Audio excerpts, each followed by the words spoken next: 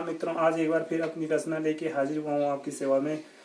दोस्तों, मेरी हर समय आपसे दरख्वास्त रहती है कि आप मेरे चैनल को सब्सक्राइब और शेयर और लाइक अवश्य करें, क्योंकि अगर आपका सब्सक्राइब वगैरह मैं देखता हूँ मेरे यूट्यूब चैनल में होगा तो मुझे और भी बेहतर करने की प्रेरणा मिलेगी और मैं बेहतर से बेहतर रचनाओं को आपके सामने प्रस्तुत करूँगा। तो आज पिछली तरह से मेरे पास कविता और एक आर्टिकल भी है, लेकिन शुरुआत में कविता से करना चाहूँगा। अब रुख को इधर मोड़ूंगा कविता की तरफ। गाँव में दादाजी की वह चौपाल, गाँव में दादाजी की वह चौपाल, लेकिन चौपाल में चर्चा कोरोना की ही हो रही बार बार। तत्समय के जैसे बच्चे गिल्ली डंडा खेल शोर करते, किलकारियां मारते जैसे ग्वाल बाल। गाँव में दादाजी की वह चौपाल। 4 की फीसद की जनसंख्या रहती थी हमारे गांव में।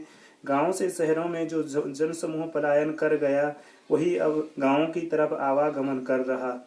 कोई गया था इंदौर और कोई गया था भोपाल, लेकिन आने से उनके हरी भरी सी हो गई दादाजी की चौपाल।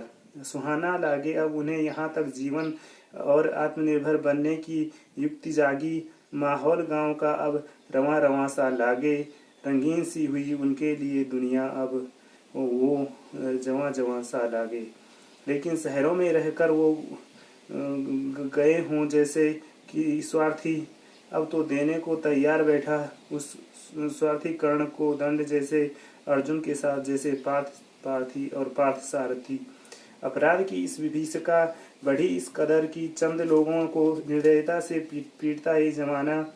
गर इसी तरह छाया रहा ये मंजर, जिससे कभी सभ्य आदमी और इस धरनी की भी रूह कांप जाए। इसलिए ज्यादा क्या कहूँ दोस्तों, अभी एक कोरोना कुछ और तड़पाएगा। ऐसे दरिंदों की वजह से कभी भूकंप कभी तूफान लेके आएगा, और इस संघर्ष में सूखे के साथ कुछ हरा भी जल जाएगा।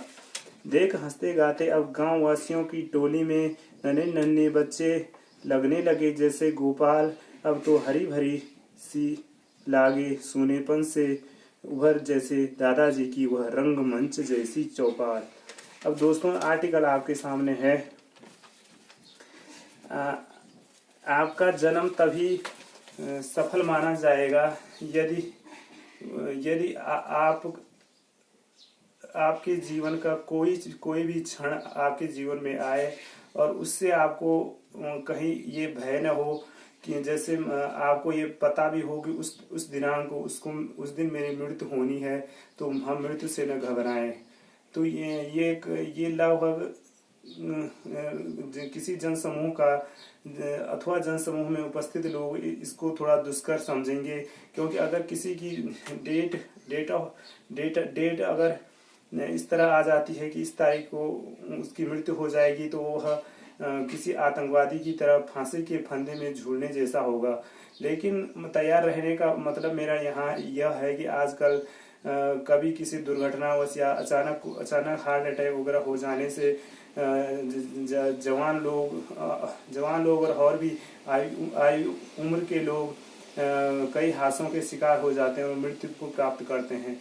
लेकिन उनमें से अगर यदि कोई धार्मिक प्रवृत्ति का हो तो वह उसके कर्म इतने परिलक्षित और इतने श्रेष्ठ हों कि उसे कभी भी कोई डर मृत्यु के बारे में न सताए।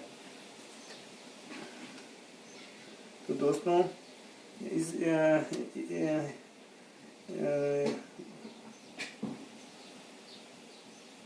और एक बात का जिक्र मैं और करना चाहता हूँ।